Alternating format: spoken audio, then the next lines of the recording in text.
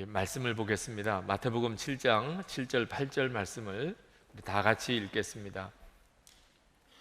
마태복음 7장 7절 8절 두 절 말씀입니다.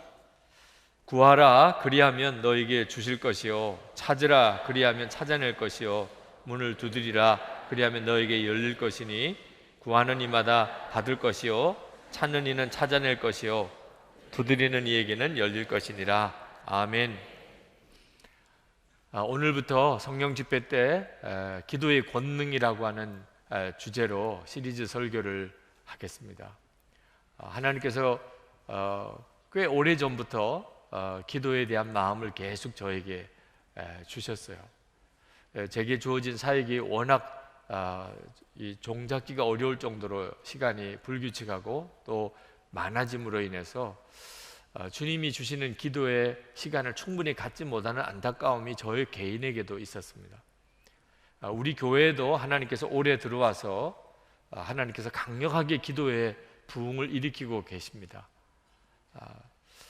그래서 하나님이 이때 이 말씀으로 하나님 앞에 더 나아가는 것을 하나님이 원하신다고 생각이 들었습니다. 그래서 기도의 권능이라고 하는 제목으로 하나님의 역사를 기대해 보려고 합니다. 말씀을 선포하게 하시고 그리고 그 말씀을 이루시는 하나님을 우리가 경험하기를 원합니다.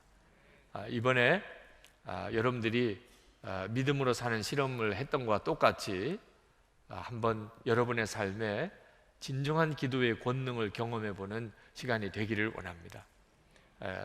우리가 오늘도 중보기도 중에 새벽기도를 하나님이 하게 하시는 마음을 나누신 우리 집사님이 계셨는데 여러분 정말 이번 기회에 여러분의 삶을 하나님께 온전히 기도의 자리로 내어드리게 되기를 바랍니다. 여러분 기도의 권능 그러면 어떤 생각이 드십니까? 어떤 이미지가 떠오르나요? 기도하면 방언이 터지고 그리고 정말 온 교회가 마치 불도가니 같이 그렇게 기도의 역사를 체험하는 그러면 기도의 권능이라고 말할 수 있겠죠. 그죠? 우리가 다 같이 기도를 해도 뚜렷이 다르다는 느낌을 받습니다. 또 기도하면 이 불치병자나 죽은 사람도 고침받고 낫는 역사가 살아나는 역사가 일어나면 정말 기도의 권능이 되겠죠.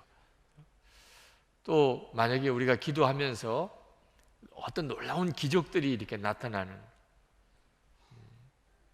정말 땅이 진동하는 일이 일어나는 이런 일들이 나타나면 기도의 권능이라고 말할 수 있겠죠. 성경에 보면 그런 일들이 굉장히 많이 있었습니다.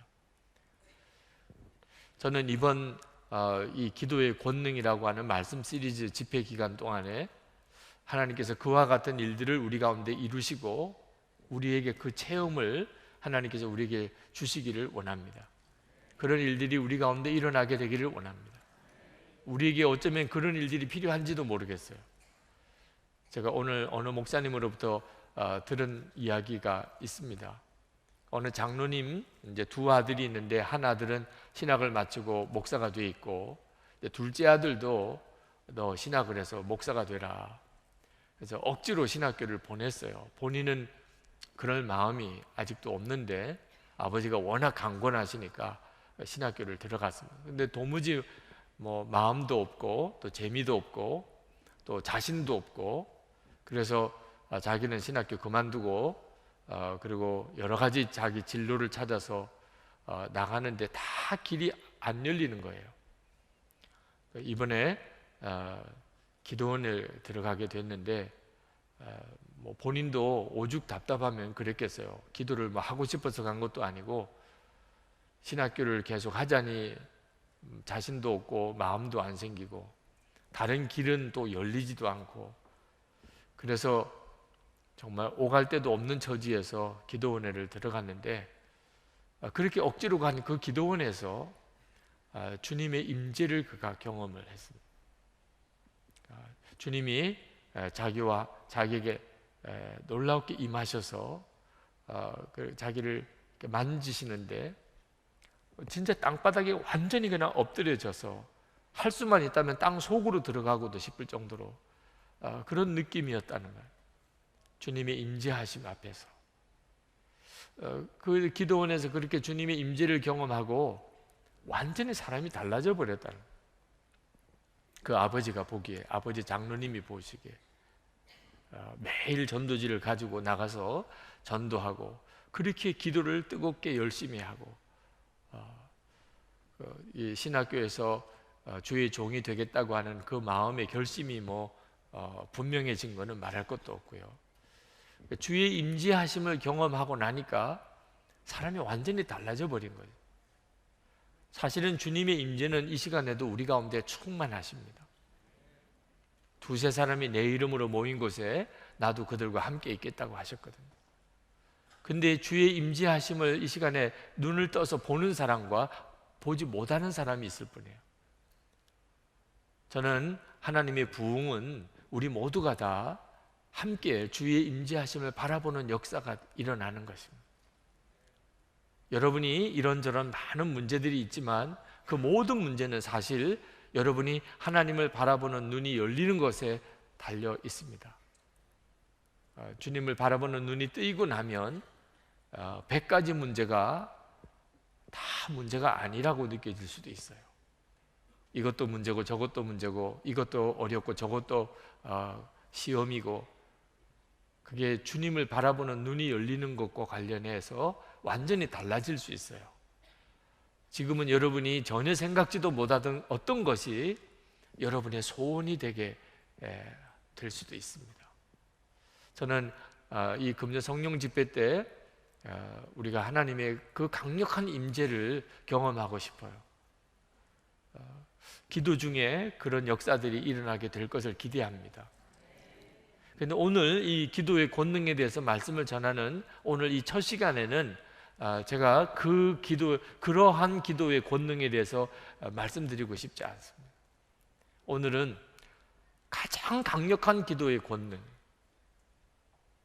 기적이 일어나고 죽은 자가 살아나고 방언이 터지고 용광로 같이 불용광로 같은 이런 역사가 일어나는, 땅이 진동하는 역사가 일어나는 이런 별의별 일들이 다 일어나는 것과 비교할 수 없이 큰 기도의 권능에 대해서 말씀을 드리려고 합니다. 이 권능은 우리 모두가 다 지금 가지고 있는 것입니다. 여기에 먼저 눈이 뜨여야 그 다음에 다른 기도의 어떤 능력과 권능이 다 의미가 있어요. 그렇지 않으면 미혹을 받게 됩니다. 기도의 권능을 단순히 어떤 기적이나 또는 어떤 체험으로만 생각하는 사람들은 기도의 좌절도 깊고요, 그리고 미혹도 받아요. 진짜 중요한 기도의 권능이 뭔지를 알고 그 눈이 뜨인 사람이어야 나머지 기도의 권능이 다 하나님이 우리를 위해서 쓰실 수 있게 됩니다. 그래서 오늘 그 말씀을 여러분에게 드리려고 합니다. 많은 그리스도인들이 기도의 좌절감이 커요. 그 말은 기도해도 응답이 안 되더라 생각하는 거예요. 기도해도 응답이 안 되더라. 그래서 기도가 정말 응답을 받을 것이라고 하는 믿음조차도 없어진 분들이 많습니다. 안토니 델로라고 하는 사람이 쓴 우화집에 이런 이야기가 나옵니다. 어느 비행기가 이륙을 해서 비행을 하다가 난기류에 휩싸였어요. 기장이 어떻든지 비행기를 잘 조종하려고 애를 썼지만 엔진이 꺼져 버렸습니다. 아무리 애를 써도 이 도무지 비행기가 정상적으로 조정이 안 되고 추락할 지경이 됐습니다. 그래서 기내 방송을 통해서 승객들에게 이야기를 했어요. 죄송하지만 비행기가 지금 심각한 위험에 빠져 있습니다. 이제 우리를 구할 수 있는 건 하나님뿐입니다. 여러분 다 같이 기도해 주시기 바랍니다. 그때는 한 승객이 옆에 있는 어떤 신부가 있었어요. 그래서 그 신부에게 물었습니다. 이게 무슨 뜻이냐? 지금 조종사가 말하는 게 무슨 뜻이냐? 그랬더니 그 신부가 심각한 표정으로 대답했어요. 우리에게는 아무 희망이 없다는 뜻입니다. 이 신비한 이야기를 이해하시는 분들이 별로 없는 것 같아요. 이제는 우리에게는 오직 기도밖에는 길이 없습니다. 그 말은 대부분 사람들은 무슨 뜻으로 받아들인다고요? 이제는 희망이 없습니다. 믿는 사람들조차도 이제는 기도밖에는 길이 없습니다. 이 말을 불가능합니다. 이제는 소망이 없습니다. 그런 뜻으로 받아들이는 거예요. 우리가 얼마만큼 기도에 대한 믿음이 다 무너졌는가, 참 안타까울 정도죠. 왜 우리가 이렇게 기도에 대한 확신이 무너졌죠? 기도가 뭔지를 정확히 모르고 있기 때문입니다. 하나님이 왜 우리에게 기도를 주신 것인지를 정확히 알지 못하니까 이렇게 되어버린 거예요. 기도의 권능이 뭐냐? 기도의 권능이 어떤 기적이 일어나고 진동이 오고 무슨 은사가 체험이 되고 이렇게 되어지는 것이 기도의 권능이라고만 생각하니까 이런 문제에 빠지는 거예요.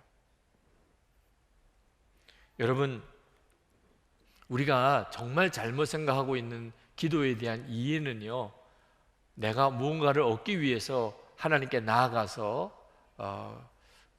내가 얻고자 하는 것을 하나님으로부터 이렇게 응답을 받는 수단이다 라고 생각하는 겁니다. 기도를.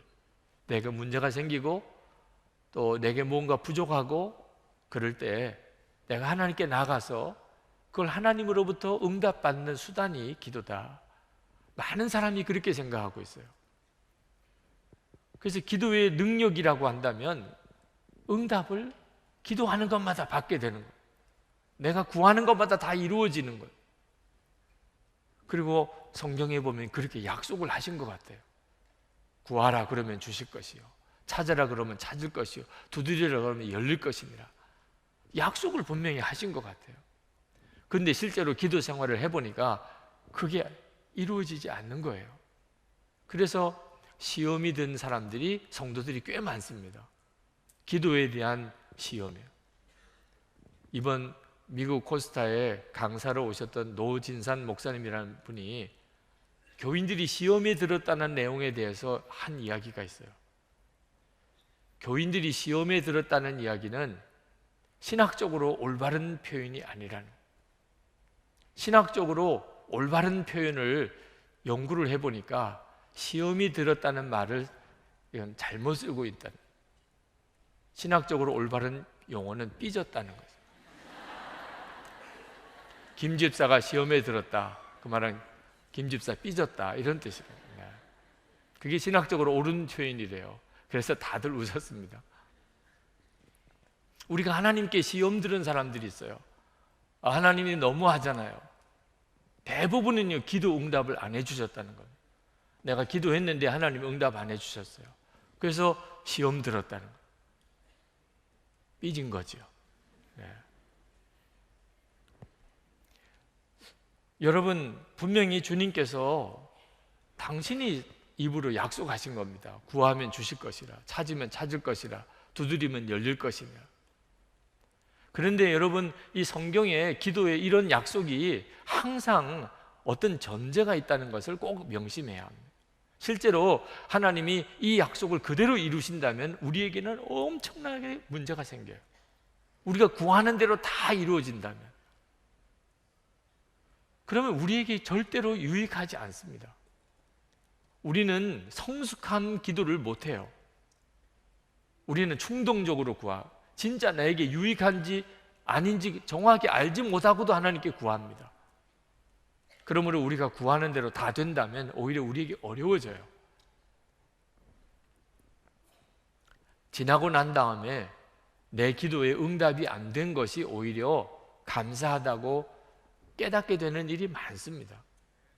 그래서 주님은 말씀하셨어요. 요한복음 15장 7절에 너희가 내 안에 거하고 내 말이 너희 안에 거하면 무엇이든지 원하는 대로 구하라. 그리하면 이루리라. 우리가 예수님 안에 늘 거하고 주님의 말씀이 내 안에 늘 있으면, 그러면 무엇이든지 구하면 다 이루시는 거예요. 왜냐하면 그때 그 기도는 문제가 될 게 전혀 없어요. 왜? 예수님이 하시려는 그 기도니까. 이것이 전제가 된 약속인 것입니다. 기도는 핵심이 응답에 있지 않습니다. 기도의 핵심은 하나님과의 교제에 있어요. 여러분이 이 사실을 정확하게 깨닫고 그 다음부터 하나님께 기도의 응답을 구하러 나가야 됩니다. 여기에 진짜 권능이 있어요. 기도의 응답을 초점으로 해서 권능을 이야기하자면 기도하는 대로 다 되는 거가 권능이겠죠. 그죠? 기도하면 하늘에서 불이 떨어지는 이런 기적이 나타나는 것이, 그것이 기도의 권능이겠죠. 그런데 기도의 진짜 중요한 핵심은 하나님과의 친밀한 교제예요.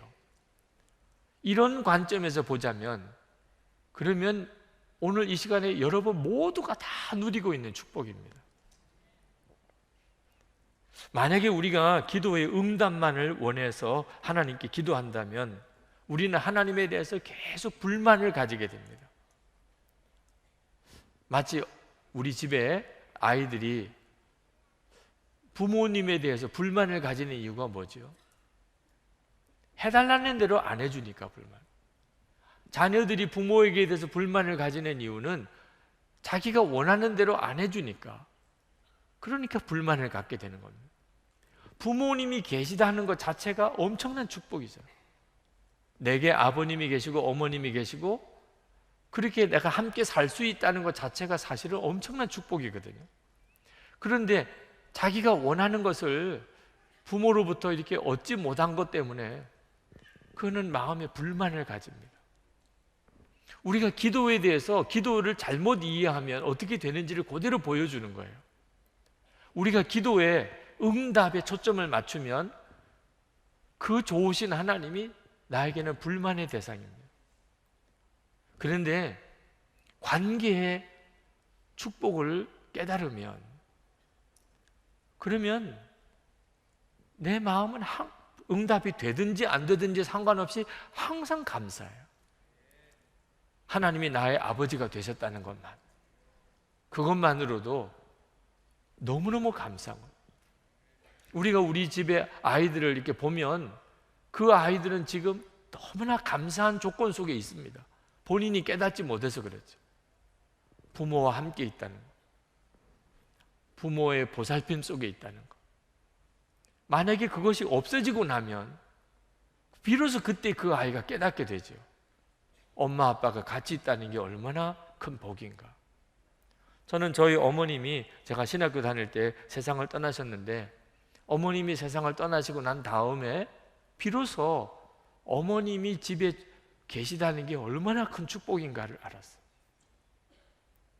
그게 바로 이 관계의 복에 눈을 뜨인 거죠. 우리가 예수님을 온전히 바로 믿게 되면, 그러면 이 눈이 열리게 돼요.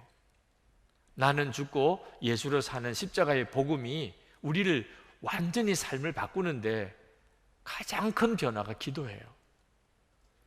내가 죽고 이제 예수님으로 삽니다. 그러면 더 이상 하나님께 구할 게 없어져요. 전에는 이것도 해주세요, 저것도 해주세요, 이렇게 기도할 게 많았는데 나는 예수님과 함께 죽고 이제는 예수님으로 살아요. 그러면 더 이상 나를 위해서 구할 게 아무것도 없다는 느낌이 듭니다. 그냥 예수님 한 분이면 충분해요. 다윗의 고백처럼 부족한 것이 없어요. 이런 고백이 나와요. 이건 엄청난 변화죠. 그건 실제로 부족한 게 없어서 그런 게 아니고 예수님의 생명 되심, 주님이 지금 내 안에 오셨다는 것 자체가 너무 놀라우니까 나머지는 주셔도 그만, 안 주셔도 그만, 이런 느낌이 드는 거예요.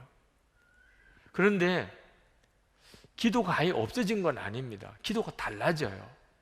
전에는 내가 원하는 것을 달라고 하나님께 기도했는데 이제부터는 주님이 하시려는 일을 위하여 기도를 하게 됩니다. 우리가 말씀 기도를 지금 하고 있는 게 다 그 방향입니다. 이제는 기도가 바뀌는데 그 기도가 엄청난 능력이 있는 기도가 되는 거예요. 오산에서 목회하시는 어느 목사님이 교회를 개척하신 이야기를 하시는데, 교회를 개척해서 목회를 해보니까 좀처럼 교회가 성장하지를 않습니다. 개척이 굉장히 어렵죠. 목사님이 이렇게 평생 목회하다가 나중에 은퇴하면 집 한 칸 없을 수도 있겠다, 그런 생각이 들어서 주택 청약 저축 통장을 하나 만들었습니다. 그래서 집이라도 하나 마련해 놓아야 되겠다, 이런 생각이 들어서 말이에요. 그런데 교회 근처에 신도시가 들어서게 된 거예요. 그러니까 부동산 가격이 막 확 뛰기 시작했습니다. 자, 그때부터 이 목사님에게 문제가 생겼는데, 무슨 문제가 생겼냐면 계속 부동산만 생각이 나는 거예요. 이걸 가지고서 내가 주택을 하나 청약 통장을 마련했으니까 이걸 분양을 만약에 받게 되면, 그러면 이게 값이 얼마나 뛰고, 그러면 내가 얼마나 돈을 많이 얻을 수 있을까, 이 생각만 계속 드는 거예요. 그래서 설교 준비하다가도 또 부동산 시세에 이렇게 들어가 보고, 기도하다가도 또 불이 나게 일어나서 또 부동산 시세에 들어가 보고, 심지어는 설교하는 중에도 계속 부동산 생각이 나는 거예요. 목사님에게는 참 누구에게 말할 수 없는 고민이 생긴 겁니다. 왜냐하면 이 정부에 심각한 거잖아요. 주야로 부동산을 묵상하고 있는 거예요. 목사님이 너무 괴로워서 하나님 앞에 솔직하게 이 문제를 내놓았습니다. 하나님께서 너 정말 나를 믿냐, 돈을 믿냐? 주택을 하나 분양을 받은 것도 아니고 그냥 통장을 하나 만든 것 뿐인데도 그것 가지고서 이제 이 부동산 사고 또 팔고 사고 팔고 해가지고 본인 혼자서 그냥 수십억대의 돈을 만들었다가 또 다 허물었다가 또 사고 팔고 했다가, 교인들 앞에 주일에 고백을 했어요. 여러분, 제가 여러분 앞에 회개할 게 있습니다. 아무리 해도 이게 떨쳐지지가 않아요. 이 부동산의 영이 들어와서 떨쳐지지가 않아요. 제가 여러분에게 고백함으로 여기서 해결받기를 원합니다. 제가 사실 목사지만 이런 교회 형편도 어렵고 그러다 보니까 이번에 통장을 하나 만든 게 있는데, 신도시 개발 이 결정이 나고, 그래서 계속 내 마음속에 이 부동산 생각만 납니다. 제가 이렇게 해가지고는 더 이상 진실하게 여러분들의 목사라고 할 수가 없겠습니다. 제가 부동산 이것을 떨쳐버리려면 이 통장을 해지하는 수밖에 없겠습니다. 제가 월요일에 당장 가서 이 통장을 해지하겠습니다. 그리고 그가 은행을 그 다음날 찾아갔습니다. 그랬더니 사람들이 너무너무 많이 몰려있는 거예요. 전부 다 통장 만들려고 온 사람. 번호표를 뽑아보니까 한 1시간 반을 기다려야 돼요. 1시간 반 동안 자기는 해지하려고 기다리는 겁니다. 딴 사람들은 다 통장 만들려고 지금 줄을 서서 만들고 있고, 1시간 반 동안 너무너무 갈등이 되더래요. 계속 보이는 것마다 통장 만들라는 거예요. 네. 자기는 지금 해지하러 왔고 1시간 반을 기다리는 거예요. 아이, 그만둘까? 이렇게까지 기다려가지고 할 필요가 있나? 1시간 반 만에 창구에 갔습니다. 갔더니 창구 직원이 통장 만들어 온 줄 알았더니 이미 있는 통장을 해지하려 온 거예요. 아니, 왜 그러시냐고. 뭐라고 답을 말하기가 그렇더래요. 왜 갑자기 통장을 해지하려고 하시느냐. 목사님이 자기도 모르게 내게 더 큰 집이 생겼습니다. 그러니까 창구 직원이 그러세요 이러면서 그냥 해지를 해주더래요. 그래서 은행을 나오면서 하나님 앞에 너무너무 죄송하다. 잠시 동안이었지만 하나님과 돈을 자기 마음속에서 계속 저울질하고 있었던 목사님의 마음의 가책이 너무너무 마음을 아프게 하더라. 나에게 있어서 하나님과 돈이 저울질 대상이 됐다는 게 얼마 동안. 그 고백을 하시는 목사님이 참 귀해 보이더라고요. 여러분, 우리가 응답에만 매달리면요, 그러면 하나님이 뒷전이 돼요. 그 말은 내가 원하는 것은 하나님이 아니고 그 어떤 것이라는 뜻이에요.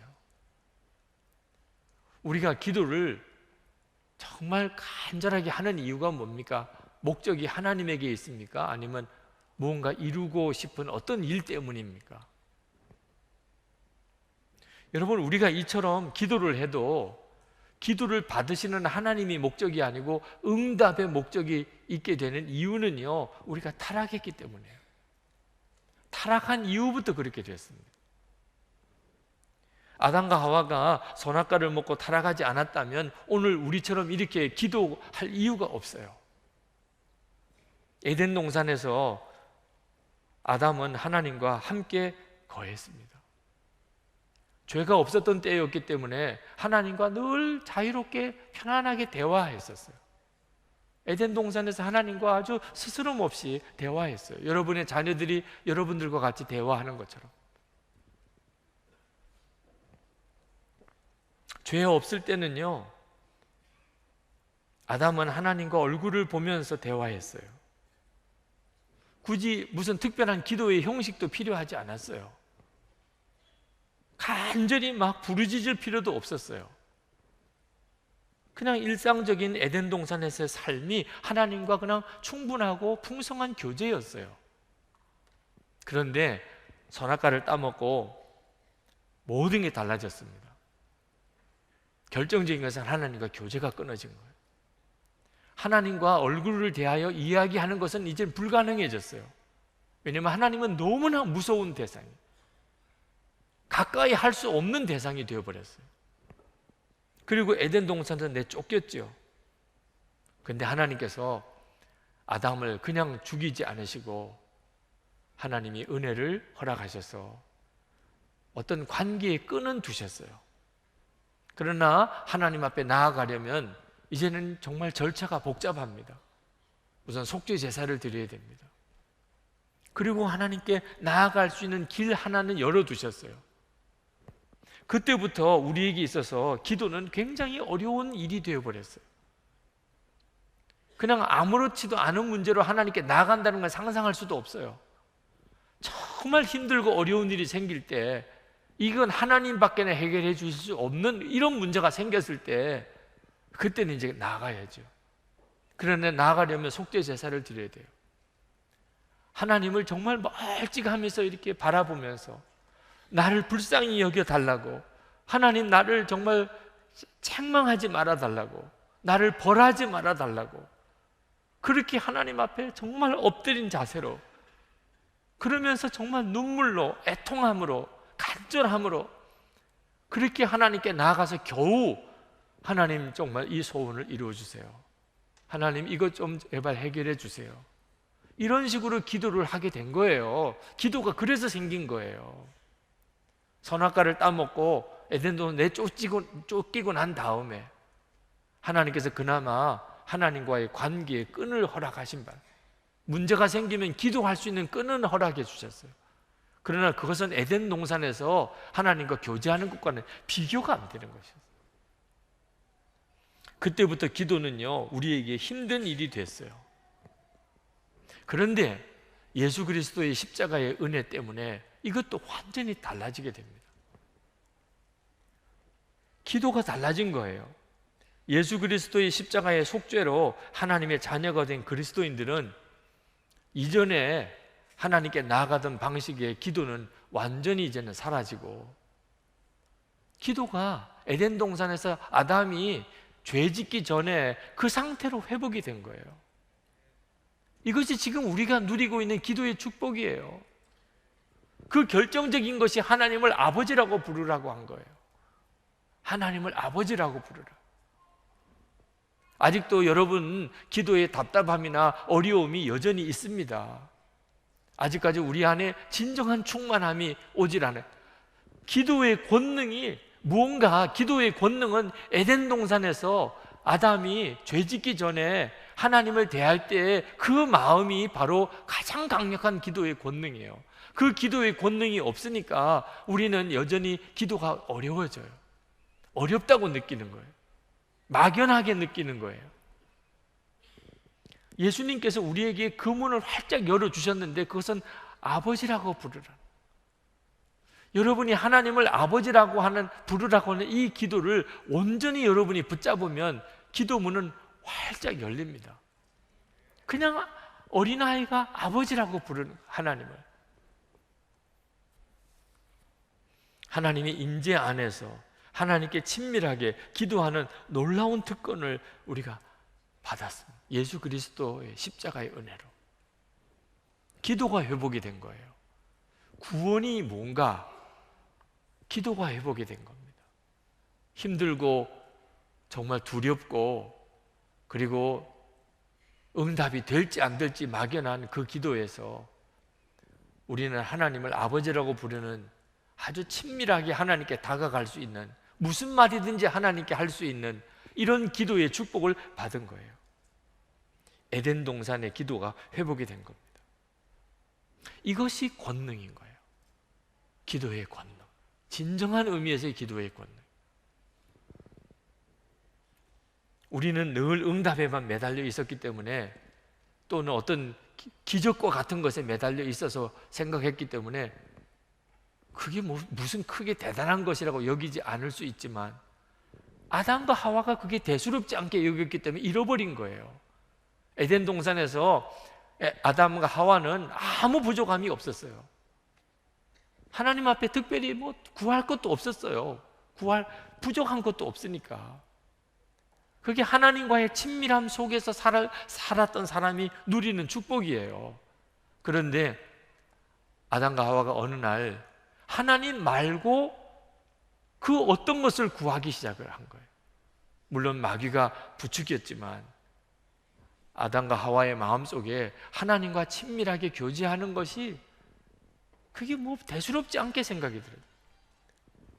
선악과 먹지 말라고 하는 그 선악과를 먹고 눈이 밝아지고자 하는 열망이 아담과 하와에게 들어온 거예요. 그리고 아담과 하와는 결국은 그 욕망을 이루려고 하나님의 명령을 거절하죠. 하나님과의 친밀함의 축복을 그냥 자기 스스로 내차버린 거죠. 그리고 선악과를 따먹는 순간에 하나님과의 친밀함은 끝나버립니다. 그제서야 그게 얼마나 큰 축복인가를 그제서야 깨달아요. 하나님과의 친밀함 속에 모든 게 다 들어있었던 거예요. 그런데 지금도 많은 성도들이 하나님과의 친밀함이 그렇게 크게 중요하다고 생각을 못해요. 지금 당장 내 문제가 해결되는 거, 내 병이 고침받는 거, 내가 이루려고 하는 성공이 이루어지는 거, 이번에 이 계약건이 성사되는 거, 이번에 꼭 내가 승진하는 거, 여기에다가 하나님이 계시냐 안 계시냐, 하나님이 사랑하시냐 안 하시냐, 이 문제를 걸어버리는 거예요. 여러분, 우리가 받은 진짜 축복을 알아야 됩니다. 요한복음 16장 23절부터 보면 이렇게 말씀하셨어요. 그날에는 너희가 아무것도 내게 묻지 아니하리라. 내가 진실로 진실로 너희에게 이르노니 너희가 무엇이든지 아버지께 구하는 것을 내 이름으로 주시리라. 지금까지는 너희가 내 이름으로 아무것도 구하지 아니하였으나 구하라, 그리하면 받으리니 너희 기쁨이 충만하리라. 26절에 그날에 너희가 내 이름으로 구할 것이요 내가 너희를 위하여 아버지께 구하겠다 하는 말이 아니니. 예수님께서 우리에게 주시려는 진짜 축복은요, 우리가 이제 하나님 아버지께 바로 기도로 나아갈 수 있게 됐다는 겁니다. 예수님을 통해서도 할 필요가 없어질 정도로 바로 그냥 주님 앞에 나갈 수 있게, 하나님 앞에 나갈 수 있는 축복을 받았다는 겁니다. 여러분, 이 세상에 기도 안 하는 사람은 없어요. 하나님을 안 믿는 무신론자도요, 어렵고 급한 일이 생기면 그냥 비명 같은 기도를 합니다. 다른 종교는 뭐 말할 것도 없고요. 오늘도 우리 오정석 선교사님 이제 오만으로 가기 위해서 우리가 파송의 기도를 해드렸지만, 무슬림들은요 우리들보다 훨씬 기도를 많이 합니다. 그들은 하루에 시간을 정해놓고 기도를 해요. 만약에 여행을 가는 길이라면 그 여행 가는 도중에서라도 거기서도 기도를 해요. 그래서 무슬림권이나 보면 어디든지 기도 처소가 있습니다. 정류장마다 기도 처소가 있어요. 기도 시간에 누구든지 들어가서 기도하도록. 남미 호랭겐교, 일본의 불교인 남미 호랭, 그들은 얼마나 기도를 많이 하는지 모릅니다. 우리가 기도하는 것과 비교가 안 돼요. 이단들도 기도를 합니다. 솔직히 전 세계에 기도를 안 하는 사람은 사실 없어요. 근데 그들의 기도와 우리의 기도가 뭐가 다르죠? 기도의 축복을 받지 못한 사람, 예수 그리스도로 인하여 기도의 복을 받지 못한 사람에게 있어서의 기도는요, 핵심이 열심이에요. 지성을 들여야 되는 거예요. 기도는요 굉장히 어려운 길이에요. 누구나 다 할 수 있는 게 아닙니다. 기도 좀 한다 그러면요 완전히 그 사람은 세상 일 다 걷어쳐야 돼요. 밤을 새야 되고 금식해야 되고 자기 몸을 그냥 몸을 그렇게 상해하면서까지 그렇게 하나님께, 신에게 나아가야 돼요. 기도는 어려운 거예요. 그런데 예수 그리스도 안에서 우리에게 기도는 완전히 다른 의미예요. 그건 하나님과의 친밀함이에요. 친밀함의 회복이에요. 만약에 저희 두 딸이 제게 그렇게 뭐 이슬람 교도들이나 또 남매 호랭경교 신자들이나 그들에게 하는 것처럼 저에게 뭘 요구하면 전 정말 불행할 것 같아요. 하루에 5번씩 시간을 정해놓고 저에게 절을 하면서 이렇게 만약에 뭘 구하기 시작하면 전 정말 왜 이러냐, 너희들 왜 이러냐 이렇게 할 것 같아요. 그건 하나님이 원하시는 기도가 아닙니다. 하나님이 원하시는 기도는 그냥 아빠 하고 이렇게 오는 거예요. 그리고 뭐 말 되는 말 안 되는 말 하면서 그러다가 또 불쑥 뭐 달라고 그러고, 맡겨놓은 것도 아닌데 달라고 그러고. 그런데 그게 너무 기쁘고 좋고, 그게 우리가 경험하는, 가정에서 경험하는 거잖아요. 그게 예수 그리스도로만 그 일이 이루어져요. 예수 그리스도 안에서만 하나님과 우리 사이에 그 축복이 주어지는 거예요. 이번 미국 집회 일정 중에 여러 많은 사람들을 만났는데, 어떤 분들은 저를 어떤 목적을 가지고 저를 만나는 분이 있어요. 어떤 분들은요 아무것도 저에게 요구하지 않으면서 그냥 저를 기뻐해 주는 분들이 있어요. 어떤 경우가 더 편하겠어요? 그때 제가 알았어요.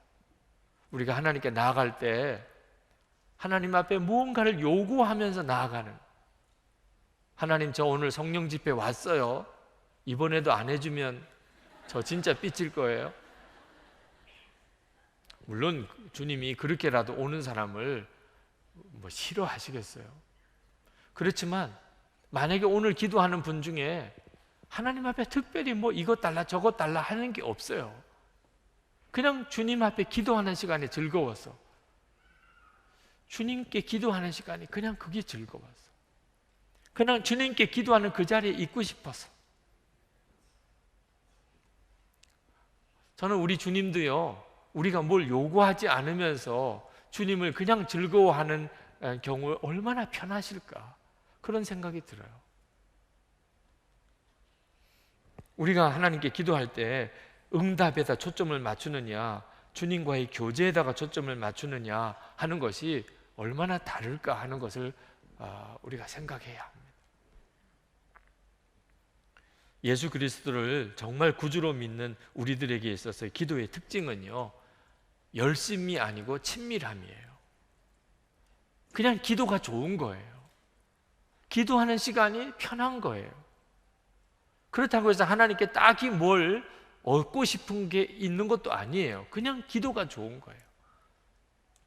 이것이 하나님이 우리에게 주신 기도의 큰 권능이에요.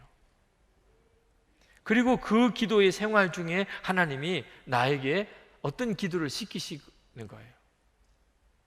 이제 앞으로 우리가 계속 기도에 대해서 말씀을 나누면서 하나님이 우리의 기도를 통하여 어떤 일을 이루실 거에 대해서는 우리가 아마 여러 번 다루게 될 겁니다.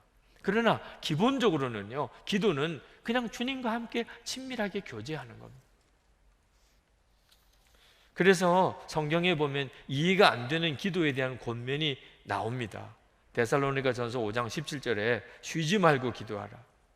로마서 12장 12절에 기도에 항상 힘쓰라. 에베소서 6장 18절에 무시로 성령 안에서 기도하라.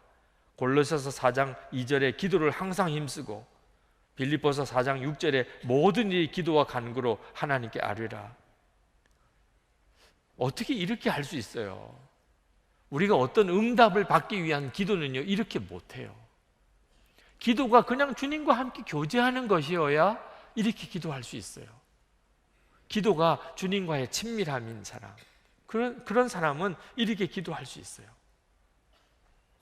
여러분, 우리가 때때로 하나님께 기도하는데 응답이 안 올 때, 내가 기도한 대로 하나님이 역사를 안 해주셨을 때, 그때가 사실 굉장히 놀라운 일을 하나님이 하고 계신 거예요. 여러분들이 영성일기를 쓰신다면 기도하고 응답 못 받은 것은 꼭 기록해 두세요. 나중에 여러분이 깜짝 놀라는 일을 경험하게 돼요. 기도를 했는데 응답을 못 받았어요. 그러면 기록을 해두세요. 오늘 무슨 기도를 했는데 그런데 응답이 안 된다. 응답이 안 됐다. 여러분, 요셉이 말입니다. 기도했을까요? 안 했을까요? 형들에게 팔려서 애굽의 종으로 팔려갔어요. 보디발의 아내의 유혹을 거절하고 감옥에 들어갔습니다. 자, 요셉이 기도했을까요? 안 했을까요? 빨리 집으로 돌아가게 해달라. 억울한 이 감옥살이에서 빨리 벗어나게 해달라. 얼마나 많이 기도했겠어요. 근데 요셉의 기도는 응답이 안 됐습니다. 근데 그 응답이 안 된 기도가 나중에 가보니까 요셉을 애굽의 총리가 되게 했네. 그러니까 응답이 안 된 것이 잘 된 거예요. 만약에 요셉이 늘 하나님이 함께 계시는 것에 대해서 믿음의 눈이 열리지 않았다면 요셉은 벌써 도망가다가 붙잡혀서 죽었거나 제풀의 우울증에 사로잡혀서 정신병으로 오거나 아마 미쳤을 거예요. 근데 요셉은 응답에다 초점을 두지 않았고 하나님이 함께 계시는 그 자체를 기뻐하고 감사했어요. 이유는 알 수가 없지만, 기도가 응답이 하나도 안 되고 있지만, 문제는 점점 더 어려워지고 있지만 하나님이 계속 같이 계시네요. 그것만은 분명히 알겠어요. 그래서 요셉은 그러면 됐지요. 하나님이 함께 계시다는 것만 내가 확인이 됐으면 그러면 충분하지요. 그러니까 요셉은요, 밝을 수가 있었고, 그는 무슨 일을 해도 열심히 할 수가 있었고, 그는 모든 상황에서 배울 수가 있었어요. 요셉이 종살이, 감옥살이 하면서 그가 훈련받은 건 하나예요. 늘 주님과 친밀히 교제하는. 어느 정도로 친해졌는가? 바로 왕이 꿈을 꿨는데 즉시 요셉이 해석이 와요. 하나님이 그게 무슨 뜻이다, 해석을 주세요. 그래서 바로 왕에게 그 꿈은 이런 뜻입니다. 하나님이 이렇게 말씀하셨습니다. 바로 왕이 그게 맞겠다. 하나님이 함께 계시는 것을 알았어요.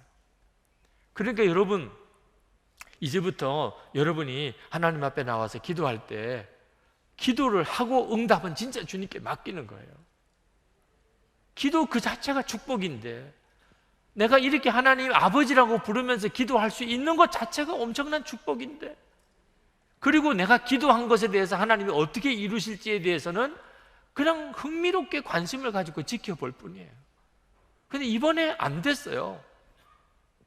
하나님 무슨 더 놀라운 일을 하시려고 이렇게 하십니까? 써는 놓겠습니다. 이렇게 써는 놓겠습니다. 하나님 나중에 딴 말 하지 않으시도록 제가 기도했어요. 네, 그리고 써 놓겠습니다. 하나님 응답 안 하셨네요. 네, 써 놓겠습니다. 나중에 가 보세요. 정말 그 자체가 증거죠. 일기를 옛날 일기를 지금 쓸 수 있겠어요? 제가 몇 월 며칠에 이렇게 일기를 썼습니다. 그때 기도를 했는데 이렇게 이루어지지 않았습니다. 그런데 지금 3년 지나서 보세요. 그때 그 기도가 지금 이렇게 됐습니다. 한동대학교 총장이었던 김영길 박사님, 이분이 신트로피 드라마라고 하는 책에서 그가 한동대학교의 총장으로 있을 때 구속당한 재판에 법정 구속당한 이야기를 그거 썼습니다. 정말 한동대학교 초창기 때 재정적으로 너무너무 어려운 가운데 학교 살림을 해 나가다 보니까 한 번은 이제 그 김영길 총장을 어떻든지 제거하려고 하는 사람들의 모함에 빠져서 그가 법정 구속되는 일까지 생겼어요. 우리나라 현직 대학 총장이 법정 구속당한 일은 역사상 유례가 없는 일입니다. 수갑이 채워지고 그리고 금속의 차가운 감촉이 손목에 느껴지면서 경주 교도소로 호송을 받아 갔습니다. 갈색 죄수복을 입고 안경도 다 벗고 구두도 다 벗고 흰 고무신으로 갈아 신고 수감번호 433번 쓰인 판을 들고 벽에 서서 정면과 측면 사진을 찍고 그리고 감방 신고식을 하고 작은 방에 35명이 통조림 속에 끼어있는 정어리처럼 그렇게 소위 칼잠을 자면서 그 교도소에 들어있는 그 심정을 그 책 속에서 구구절절히 썼더라고요.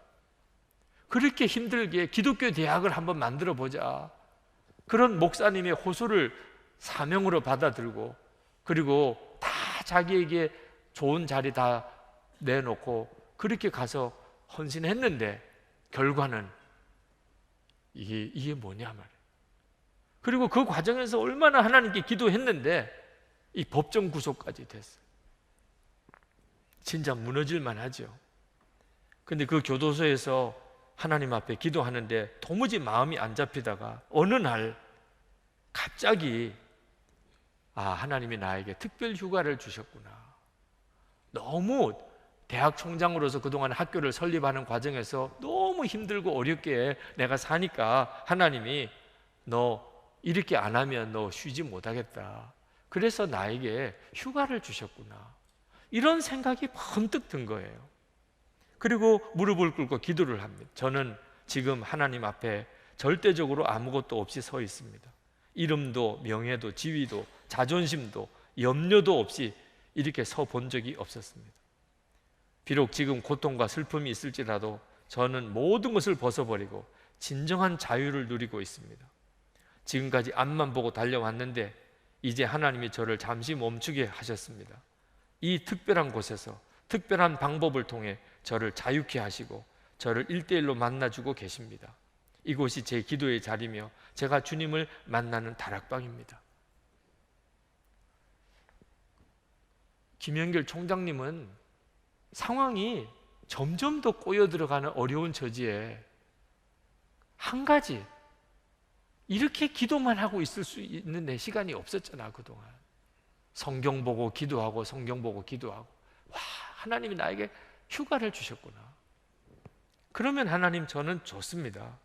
저 정말 너무 자유합니다.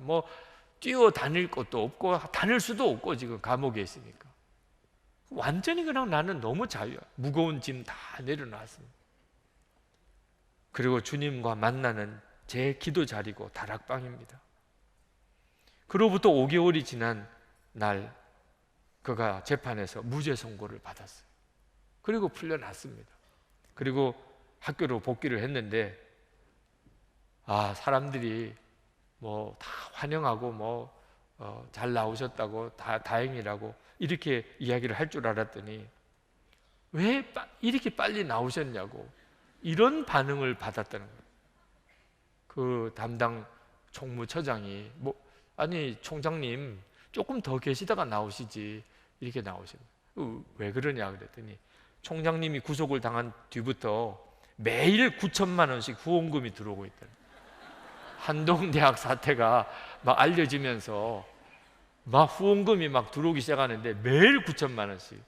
이제 총장님이 나오셨으니까 뚝 끊으셨다는 거예요.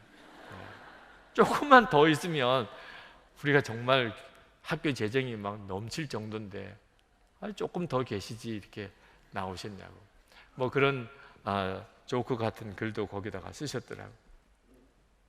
여러분, 기도는 이미 그 자체가 축복이에요. 내가 기도한 대로 응답이 됐든지 안 됐든지 상관없어요. 예수 그리스도 안에서 하나님을 아버지라고 부를 수 있게 된 것만 충분해. 하나님 충분해. 에덴 동산에서 아담과 하와가 죄 짓기 전에 하나님과 이렇게 친밀하게 교제, 무슨 이야기든지 할 수 있고, 하나님이 들으시고 합당하면 응답해 주시고 아니면 또 하나님이 걸르시고, 또 하나님이 내 기도 들으시고 때에 맞추어서 또 이루어 주시고, 그 전에 뭐 좀 시간이 걸리면 하나님 다 판단이 있으셔서 하실 거니까.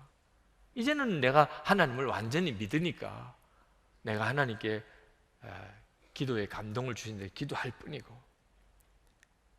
여러분, 이건 정말 놀라운 일의 시작이잖아요. 이것이 축복인 줄 알고 하나님 기도할 수 있는 게 감사합니다. 오늘도 여러분들이 금요 성령 집회에 이렇게 나오실 수밖에 없는 참 힘든 심정이신 분도 있을 수 있어요. 일찍 집에 가서 쉬고 내일 아침에 또 출근을 해야 되고 일터로 나가야 되는데, 그래도 하나님 제가 이렇게 기도할 자리에 나올 수 있다는, 그리고 나 혼자뿐만 아니고 나를 위해서 이렇게 1,000명이 넘는 사람이 다 나와서 같이 기도해 주는, 좀 혼자서 착각이긴 하겠지만 오늘 내가 기도한다고 이렇게 많이들 나와서 같이 기도해 주는, 사실 썰렁하게 혼자 이 예배당에 와서 기도해 봐요. 근데 이렇게 많은 사람이, 또 목사님이 또 이렇게 설교까지 길게 하면서 이렇게 기도에 힘을 넣어주니 모든 게 다 그냥 감사할 뿐이다. 여러분, 그렇게 나가 보세요. 때때로는 우리가 기도할 제목을 정확하게 알지 못할 때도 많습니다. 근데 하나님 앞에 계속 주님을 바라보고 이렇게 나가다 보면 하나님이 기도 제목을 주세요. 로마서 8장 26절에 우리는 마땅히 기도할 바를 알지 못하나 오직 성령이 말할 수 없는 탄식으로 우리를 위하여 친히 간구하시는, 우리만 지금 기도하는 게 아니고 우리 안에서 성령께서 같이 기도하고 계십니다. 이 축복이 정말 말할 수 없는 축복이죠. 제가 이번에 미국 일정을 진행되는 동안 3주간 동안에 일정이 굉장히 어려웠어요. 제 마음속에 마지막 덴버에서 세미나가 끝나면 한 이틀 정도 여유가 있습니다. 주일 예배를 드리고 오려면 그 한 이틀 정도는 좀 쉴 수 있는 시간이면 좋겠다. 그래서 그 덴버에서 저희 일정을 도와주는 분에게 그렇게 어디 가서 조금 쉴 수 있는 곳이 있으면 우리를 좀 안내해 주십시오. 그랬더니 너무 좋은 데가 있다는 거예요. 너무 막 이야기를 하니까 기대가 생기더라고요. 참 좋은 데가 있나 보다. 어디냐 그랬더니 로키 산맥에 산장이 있다는 거예요. 여러분, 듣기만 해도 얼마나 황홀해요. 네, 한 번도 가보지도 못했던 로키 산맥에 거기에 또 산장까지 있다는데, 그래서 정말 기대를 잔뜩 하고, 그리고 세미나가 다 끝나고 그날 오후에 늦게 그 산장으로 떠났어요. 막상 이제 깜깜한 밤중에 산장에 들어가 보니까 창고를 개조한 곳이더라고요. 정상적인 숙소가 아니고 창고를 개조한 곳. 미국에서 3주간 동안 지내는 중에 제일 잠자기가 불편한 곳이었어요. 거의 맨바닥에 모포 몇 개를 이렇게 깔아가지고 이렇게 제 아내와 그 조그만 방에서 둘이서 이렇게 자면서 무슨 일인가 싶더라고요.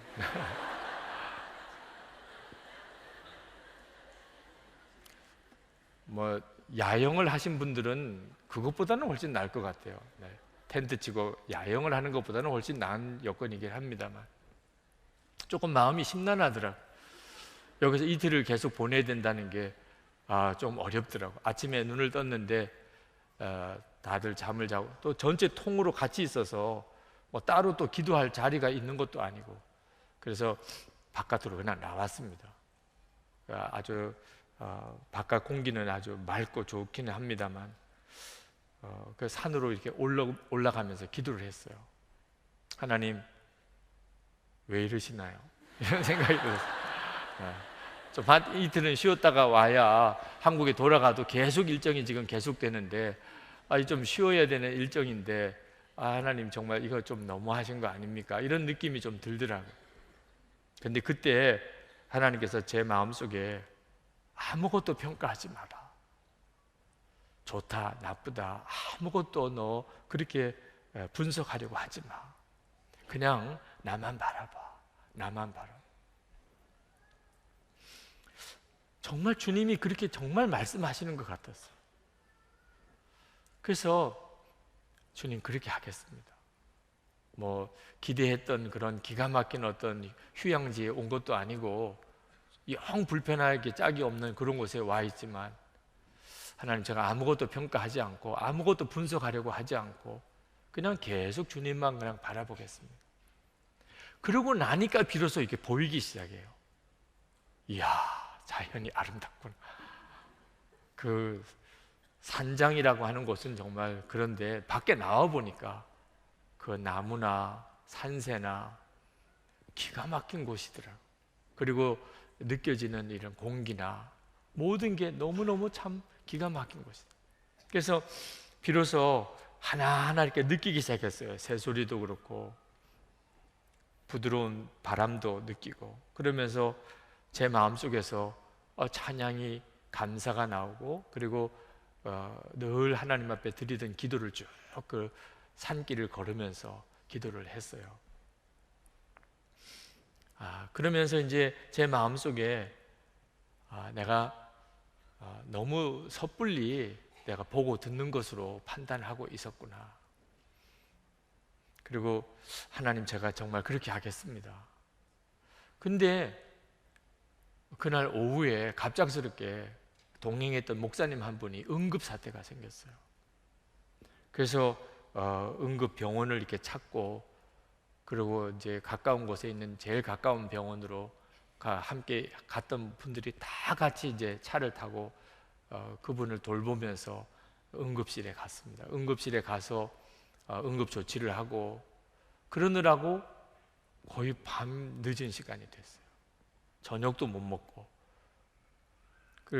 천상 그 근처에 있는 어디 모텔 같은 데를 얻어서 거기서 그냥 입고 있는 그 채로 그냥 잠을 자고, 그 다음날 이제 산장에서 짐을 꾸려서 내려와야 됐어요. 이건 또 너무 심하잖아요. 네. 근데 그때 그 아침에 드렸던 그 기도의 음성을 계속 들었어요. 아무것도 분석하려고 하지 말고, 아무것도 평가하려고 하지 말고, 그냥 계속 나만 바라봐라. 내려오는 길에 생각했어요. 고생은 많이 한 것 같은데 같이 갔던 목사님들과 너무 가까워진 거예요. 그런 일을 같이 겪으면서 아마 몇 년을 같이 살아도 그렇게 친밀함을 느끼기 어려울 정도로 그런 깊은 친밀함을 하나님이 그 짧은 시간에 하루 만에 다 경험하게 하십니다. 아마 앞으로 이제 이후의 삶 속에서 아마 그때의 일이 어떤 의미가 있는지는 더 드러날 것 같아요. 여러분, 지금 현재 여러분의 삶이 전혀 여러분의 예측과도 다르고 여러분의 기대와도 다르고, 일은 점점 더 꼬여 들어가고 어려워져 가고, 기도를 했는데도 기도는 이상한 방향으로 더 이상 오히려 다른 방향으로 문제는 그렇게 전개되고, 그럴 때 여러분 꼭 기억하세요. 여러분이 여전히 기도할 수 있는 축복을 가지고 있다. 이건 엄청난 권능이에요. 예수 그리스도가 십자가에서 피 흘리심으로 우리에게 주어진 놀라운 축복이에요. 하나님을 아버지라고 여전히 부를 수 있는, 내가 기도의 자리로 떳떳이 나올 수 있는, 누구도 대신해서 기도를 해드릴 필요가 없어요. 여러분이 직접 기도하시면 돼요. 그러나 너무 힘들면 오늘 안수기도를 받으셔요. 정말 누군가가 기도를 좀 도와줬으면 좋겠다, 이런 마음이 있으신 분들은 기도를 받으셔도 좋아요. 그건 여러분이 하나님 앞에 직접 나갈 수 없기 때문이 아닙니다. 여러분이 예수님을 부르고 하나님을 아버지라고 정말 믿으시면 이미 여러분에게는 엄청난 기도의 축복이 주어져 있어요. 그리고 여러분이 그 기도를 계속 하세요. 그리고 이번에 정말 하나님이 주신 기도에 그 엄청난 풍요한 축복의 경험을 다 해볼 수 있게 되기를 축원합니다. 이 시간에 우리 찬양하면서 정말 그 기도의 축복을 오늘 밤에 우리가 만끽했으면 좋겠어요. 하나님께서 우리의 기도를 들으시면서 하나님도 너무나 기뻐하실 수 있는 그런 기도의 시간을 우리가 가졌으면 좋겠습니다. 기도를 할 때 여러분들이 정말 오늘 하나님이 주신 그 가장 놀라운 기도의 은혜 가운데 들어가기를 원하시는 분들은 첫 번째 기도할 때부터 이 강단에 나와서 기도하시기 바랍니다. 3번 우리 같이 합심하고 그리고 안수기도 할 때인데 이 강대상 아래쪽은 안수기도 받으실 분들을 위해서 좀 비워두시고 그리고 오셔서 기도하시기 바랍니다. 첫 번째 우리 기도할 것은 여러분 기도의 축복을 이미 받은 것을 정말 믿으시기 바랍니다. 예수 그리스도로 인하여 우리에게 이미 기도의 권능이 부어져 있습니다. 다른 종교에도 다 기도를 합니다. 오늘 밤에도 기도하겠지요. 그들의 기도와 지금 내 기도가 뭐가 다르지요?